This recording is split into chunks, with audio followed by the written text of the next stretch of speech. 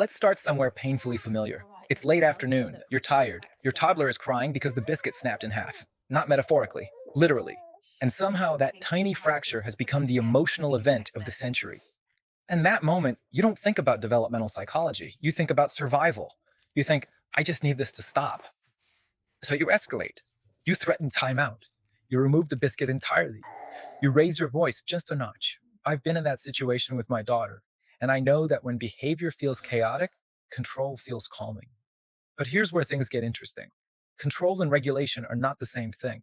Control suppresses behavior, while on the other hand, regulation helps build capacity, which is truly more important. When your child is melting down, they are not calculating consequences. They are not plotting manipulation. They are experiencing a nervous system overload. The amygdala activates rapidly. The stress response rises.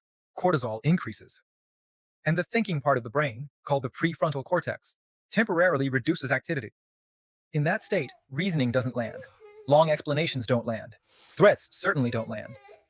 And this is why sometimes you give the consequence, and the behavior actually escalates. Meanwhile, in Finland, something different is happening.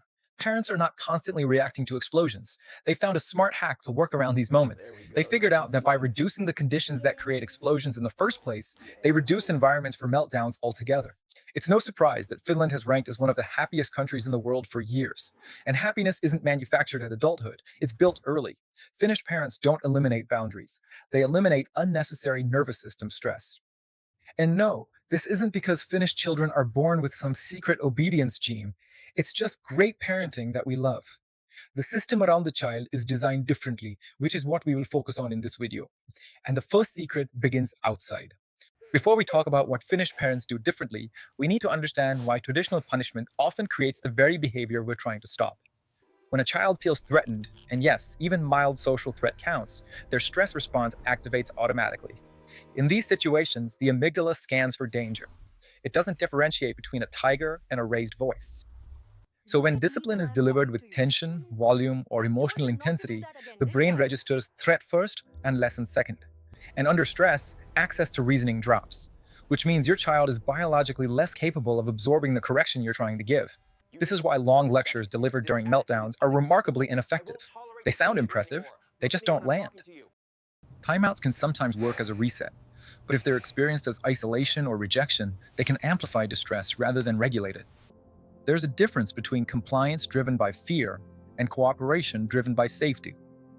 We all know and can agree that fear-based compliance can look useful in the short term, but it's only that, useful for the moment. By shouting, threatening of being fearful, we don't build internal self-control. It builds external monitoring, such as your child fearing when you're around. Internal regulation develops when the child feels safe enough to access the thinking brain during correction. That doesn't mean no boundaries. It means boundaries delivered without triggering the threat system. And this is the part that's uncomfortable. Often the first nervous system that needs regulating in a meltdown isn't the child's, it's ours. Children borrow our regulation only for a short time. They don't absorb our instructions that quickly or that fast. That takes time. When the adult nervous system settles, the child's nervous system begins to mirror that calm. So instead of asking, how do I punish this behavior, Finnish parents tend to ask a different question. How do I design a day that makes this behavior less likely to happen at all? That question changes everything. Instead of reacting to behavior after it erupts, Finnish parenting culture leans heavily into prevention. They purposely design days that lower stress before stress builds. They plan ahead to avoid any disruption or issues that day. Essentially, they don't wait for the dominoes to fall. They remove a few dominoes in advance. In Finland, school days are shorter in early years, which allows for more outdoor time and less homework. The nervous system gets built-in recovery time. And this new skill of isn't indulgence or being gracious, it's long-term regulation on how to stay calm and less stressed in life. Because when baseline stress is lower across the day, the threshold for meltdown to occur increases. And what does that lead to? Well, for one, a lot fewer explosive reactions to small disappointments and unpredictable changes. Even homes have low simulation, minimum distractions, and structured activities that lead to less pressure to perform. This is how the Finnish cultivate calm behavior, rather than enforce it through tough discipline. When schedules are overloaded, transitions multiply. And transitions are where most battles live. And one situation is always the crux of the issue that every parent goes through. Shoes. It's always the shoes. But if you remove just one tiny little pressure point, you end up removing three future arguments which you may have never thought of. That's because predictability strengthens neural pathways linked to safety. Safety strengthens executive function. And guess what? Executive function reduces impulsivity. Neat how all that works out, isn't it? And let's be clear, all this is not permissiveness. It's not about being too nice or overly loving to your child. It's strategic nervous system support. And the most visible example of this prevention philosophy is something that might surprise you. It starts with letting children get muddy. Let's dive into it, literally, in the next part of this video. In Finland, outdoor time isn't a reward or something earned after good behavior. On the other hand, neither is it canceled because it's drizzling. It's considered biologically necessary, a must that every child must go through for their better future. Children spend hours outside daily, not structured sport or coached activity, just free, self-directed movement. This lowers cortisol levels, which matters a lot, because a child with lower baseline stress is less reactive to small frustrations. They fall, they get muddy, they try again. And that repetition builds neurological resilience, just like muscle memory. On the other hand, balancing climbing risk assessment, all these strengthen executive function networks in the developing brain. Compare that to long hours indoors under artificial light with minimal physical discharge. Of course, they will have extra energy built up. And that restless energy often gets labeled as misbehavior, which frustrates us as parents. The nervous system is designed for cycles of activation and release. Movement completes the stress cycle. A child who has released their stress physically by spending energy is far less likely to explode emotionally. Natural light exposure also regulates circadian rhythm. It strengthens melatonin timing. Now here's the part that requires honesty. Outdoor time requires adult effort and energy, which isn't easy for all of us, especially when it's cold, windy, or rainy, or even when you'd rather just sit down and rest because you're physically or mentally tired. So how do you implement this realistically? Start with 30 to 40 minutes daily, after school, before dinner. Non-negotiable unless unsafe. You don't need forests. You need sky, grass, even pavement works. Movement matters most. And if your child resists, that's normal. Screen dopamine is immediate. Outdoor dopamine is gradual. We know that outdoor reward systems are slower but more stable, and that stability reduces behavioral spikes. So what many Finnish families use is long weekend outdoor blocks, 2 or 3 hours of unstructured exploration. And what they found during that extended time outdoors was something entirely fascinating. They found that a part of that controls creativity, self-reflection, and emotional regulation became activated in a positive manner. Outdoor boredom for many children around the world became creative regulation for Finnish children. You might gain extra muddy laundry, but you'll often gain an evening without a meltdown. Be clear, this is not about raising rugged wilderness experts either. It's about lowering baseline stress and prevent meltdown. And once stress baseline drops, something else becomes easier too. Can you guess what that is? Finnish parents aren't just protecting the body, they're protecting the developing mind also. Let's talk about that. In Finland, formal academics typically begin at age 7. Before that, the priority is play, movement, and social development. That doesn't mean children are behind. It means their brains are being prepared properly before academic load is applied. The prefrontal cortex, responsible for attention impulse control and memory, develops across early childhood.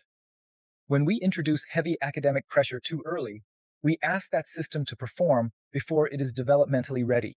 Chronic performance pressure raises cortisol, which interferes with hippocampal function, which affects learning consolidation. And we already know that anxiety does not improve academic outcomes. It reduces cognitive flexibility. Play, on the other hand, builds planning skills, negotiation, creativity, and emotional regulation simultaneously. On top, imaginative play activates language networks, executive function, and motor systems at the same time. It also creates low-stakes opportunities to practice patience. This means they can get mildly stressed without causing a tantrum. For example, when the tower falls, the child feels disappointment, but they try again. That's resilience training. Research shows that children who begin academics slightly later often catch up rapidly and then even surpass peers. Please don't take this as, let's ignore school. It just means protecting curiosity first, then dive into the books. For example, reading Paddington Bear to your child daily builds vocabulary far more effectively than drilling flashcards. Conversational turns, where a child speaks and the adult responds meaningfully, are one of the strongest predictors of later academic success. Not only that, but it also makes your child feel heard, which in turn helps their cognitive engagement flourish. It's no wonder that in Finland, emotional intelligence is treated as foundational education. Children are supported in identifying feelings and resolving problems socially before academic competition intensifies. And by teaching mature decision making in a low stress environment, academic learning later becomes efficient rather than forced. So if you've been feeling pressure to start early academics for your child, you can breathe. Because turns out, building a fort like the Finnish may be doing more for future problem solving than any workbook ever can. But guess what? The Finnish also thought of something else. One more thing to quietly support this whole system. They became very careful about how they motivate children also. Something that's very different from the rest of the world. In many households, motivation looks like stickers, charts, stars, or small treats for good behavior. And to be fair, these systems can create short-term compliance. Here in the UK, we use them in medicine also. The issue is that external rewards stimulate dopamine quickly, but the effect is brief. The brain adapts fast. So what happens over time? Children begin asking the inevitable question, what do I get for it? Sooner or later, we see that when the reward disappears, the behavior often disappears too. Finnish parenting leans in a different direction. The aim is internal motivation. Children want to do things instead of being forced to do them. Instead of praising constantly, parents observe. They describe effort. They highlight process. They might say, I noticed you tried 3 different strategies before solving that, and that was very interesting. That type of feedback reinforces mastery rather than dependency. They see interested parents, which reinforces their own motivation. The satisfaction comes from completion, not applause in the form of well-dones, stars, and toys as rewards. Even with chores, the language stays grounded. Not, if you clean this, you'll earn something. But this is part of being in a family. This makes contribution in the house feel meaningful, and in turn, makes children develop competence. This competence fuels inner motivation more reliably than external rewards like stars or stickers ever could. Though, this doesn't mean you become emotionally silent and never praise anything ever again. This simply means praise becomes specific and sparing rather than constant background noise, which many parents feel they should do. When children are not constantly evaluated or compared to other children, we find that they tolerate difficulty better. They climb because they want to see what's at the top, not because someone promised a sticker or they feel it's a competition. And this leads perfectly into the Finnish philosophy of how they handle conflicts between parent and children. In Finland, children are not treated as subordinates who must be controlled. They are treated as developing humans who are learning.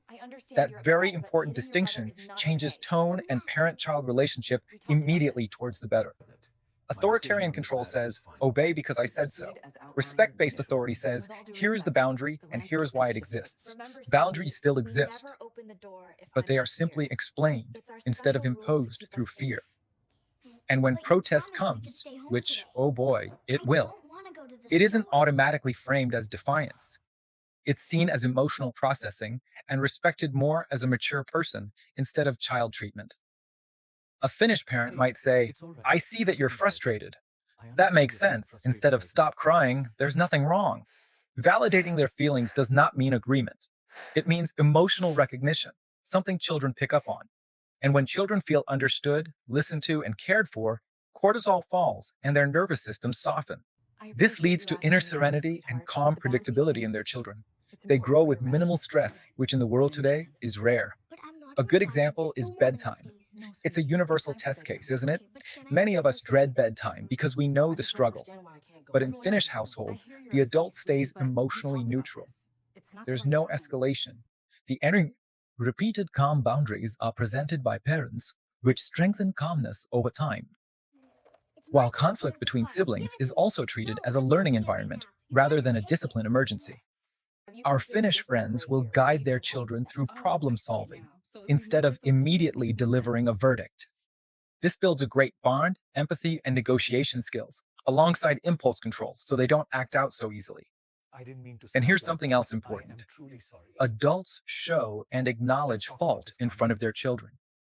If a parent reacts imperfectly, they acknowledge it. That models accountability rather than dominance. When children grow up in an environment where respect flows both ways, rebellion loses fuel. Because even at a young age, we already know that if life and adults are treating us fairly, we don't need to lash out. Now, here's the one parenting aspect that makes many modern parents uncomfortable. Finnish parents allow boredom. There, I said it. While many of us strive to entertain our children all day long, Finnish parents thrive with boredom. Because truth is, boredom is not a crisis. Toddlers will cry with boredom, but really, it's just cognitive space. When we rush to fill every quiet moment with screens or structured activity, we interrupt the brain's default mode. The default mode network activates during idle moments. It supports creativity, emotional processing, and future planning. And this imaginative game playing didn't come from stimulation. It came from space that parents gave their children.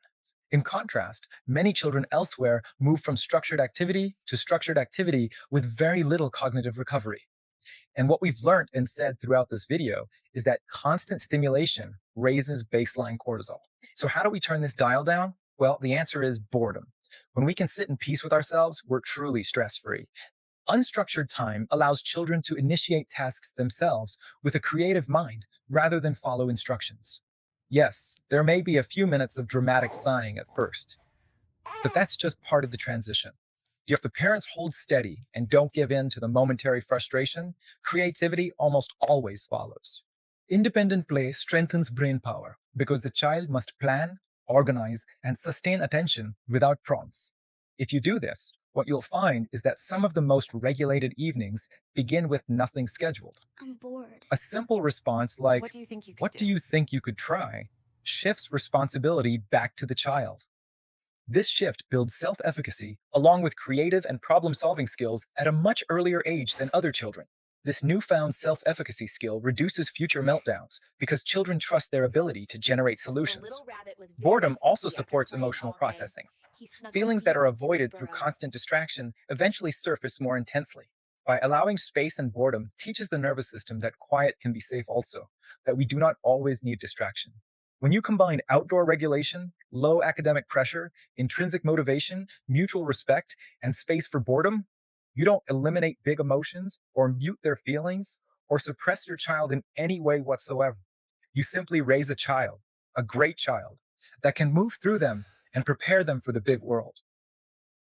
So let's step back for a moment. You don't need to move to Helsinki or need a forest in your back garden. And you definitely don't need to throw every parenting book in the bin. What you've just seen are 5 principles that work together to improve your child's development, not 5 isolated tricks. But if you are going to change just one thing this week, make it baseline stress. It's the most important predictor of good childhood growth. And then add predictable outdoor time. Not heroic, nothing extreme, just consistent and timely. These 2 changes yield massive results. Reducing stress and building predictability is fundamental for happy childhood development. By shifting from rewards toward contribution and making responsibilities part of daily life, not a bargaining chip, you end up keeping boundaries calm. You and your child enter a relationship of maturity and trust, which works better. So when boredom shows up, you can resist the rescue mission because they will be at peace with themselves. These shifts compound because the developing brain adapts to repeated patterns more than dramatic one-off interventions. You may not notice a huge overnight change, but trust me, the improvements start very fast internally. But give it a little time. Week by week, reactions soften, and recovery from tantrums speed up. And some of you might be worrying that you're suppressing behavior. You're not. You're in fact strengthening roots. Granted, there will still be dramatic reactions over broken biscuits, but these are changes we have to go through. Because Finnish children are not emotionless. They are simply supported through emotion differently. The parents do not think the goal is silence. It's actually resilience. And resilience builds character. Calm is not something Finnish parents demand or expect. It is something they started designing early on. From outdoor regulation to late academic pressures, these 5 blueprints together creates the Finnish system of raising mature children. For many, including myself, this can feel different from what you were taught, and that's okay. We're not replacing discipline with chaos or anything. We're just changing negative reactivity with calm design. And sometimes the most powerful parenting shift isn't louder control. It's quieter confidence. Because when the adult nervous system steadies, the child's nervous system follows. And that's the aim of the game, isn't it?